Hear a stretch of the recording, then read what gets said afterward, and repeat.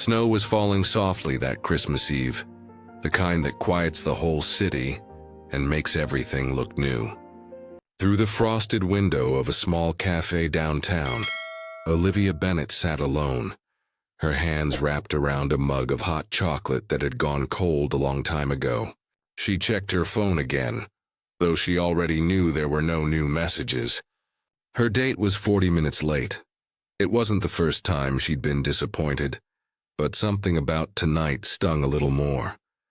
Maybe it was because it was Christmas Eve, and everyone outside seemed to be walking in pairs.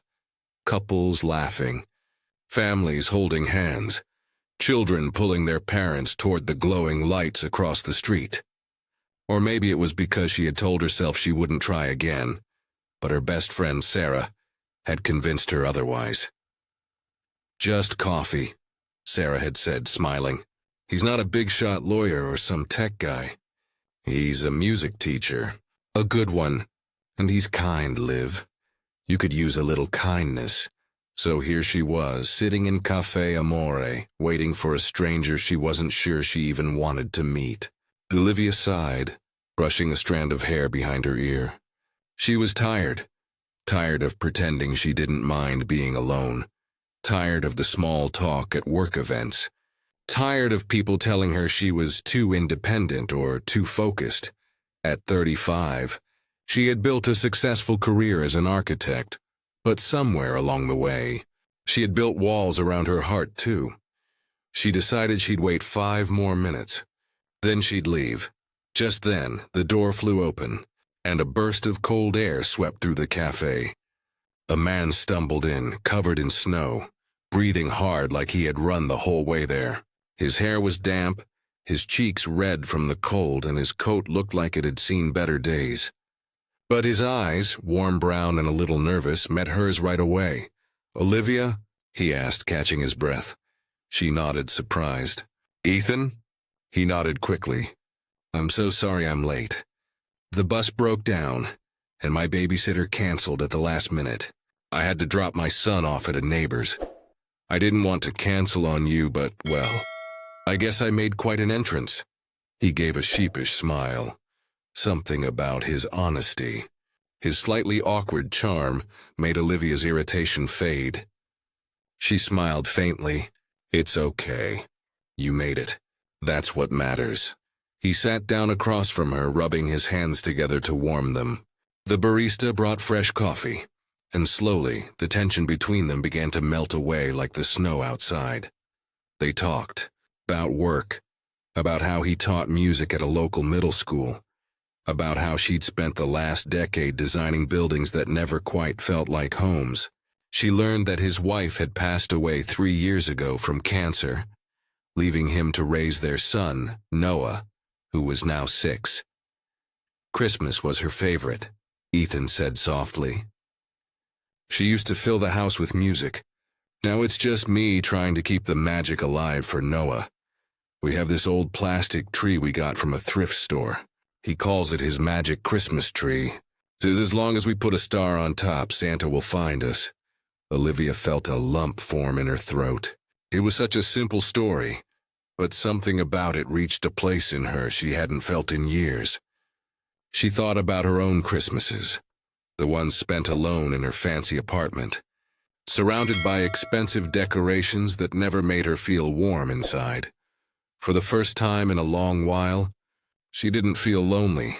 They talked until the lights in the cafe began to dim. When it was time to leave, Ethan stood awkwardly by the door. "Thank you for waiting," he said quietly. "Most people wouldn't have," Olivia smiled. "I almost didn't," she admitted. "But I'm glad I did." He smiled back, and something about that moment stayed with her long after he walked away into the snow. The next morning, Olivia woke up thinking about Ethan and his little boy. She could still hear his voice talking about Noah's magic tree, could still picture the quiet pride in his eyes when he spoke about teaching music. She didn't know why, but she wanted to do something small but kind. So she drove to a toy store, the street still blanketed in snow. She bought a small guitar, a stack of storybooks, a warm winter coat, and a shiny silver star for the top of their tree. She wrapped everything neatly in gold paper and tied it with red ribbon. Then she wrote a note for Noah's magic Christmas tree, from a friend who believes in kindness. She didn't sign her name.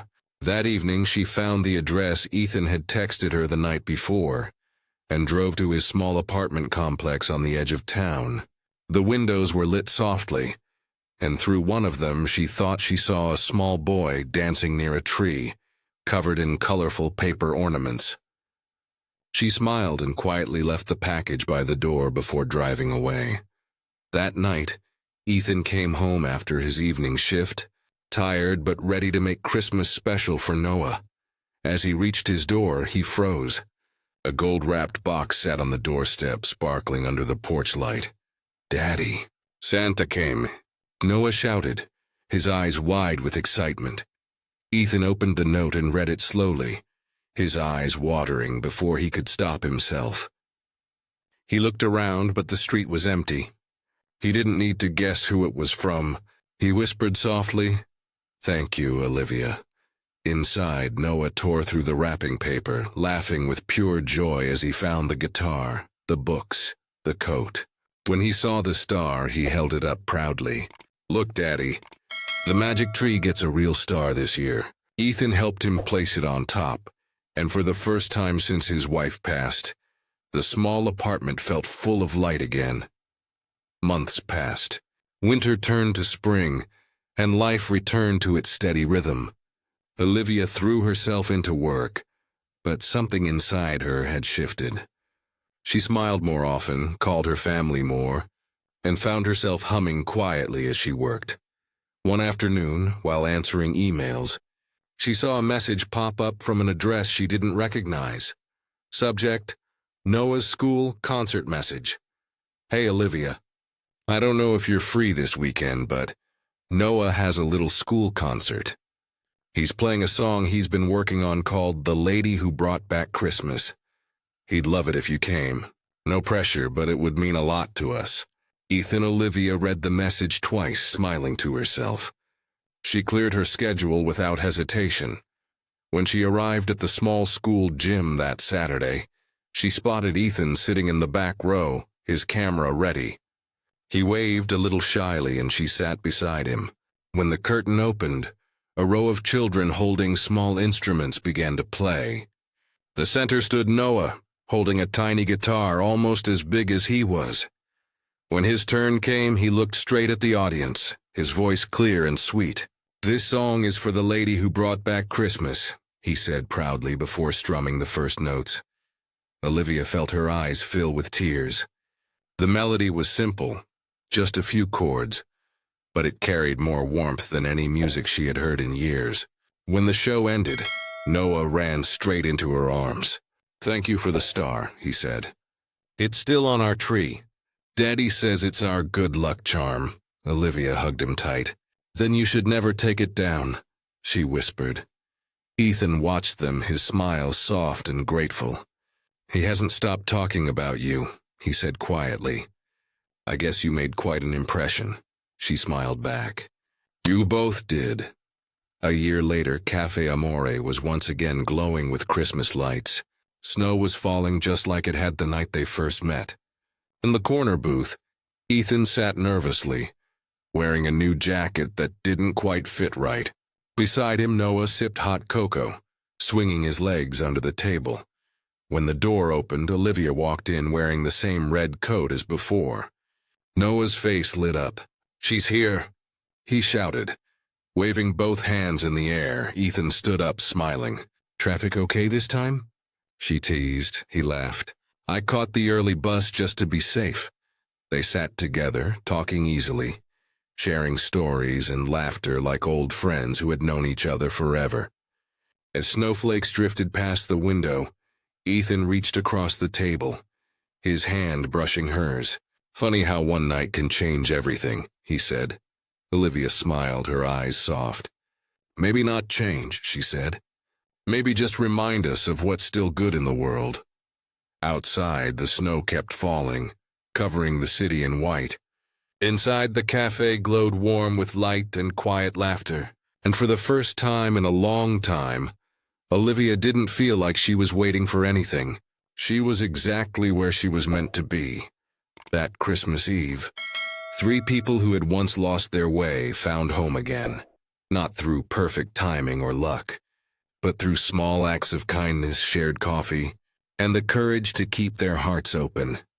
Sometimes the best gifts aren't the ones under the tree. They're the people who walk into your life when you decide to wait just a little longer.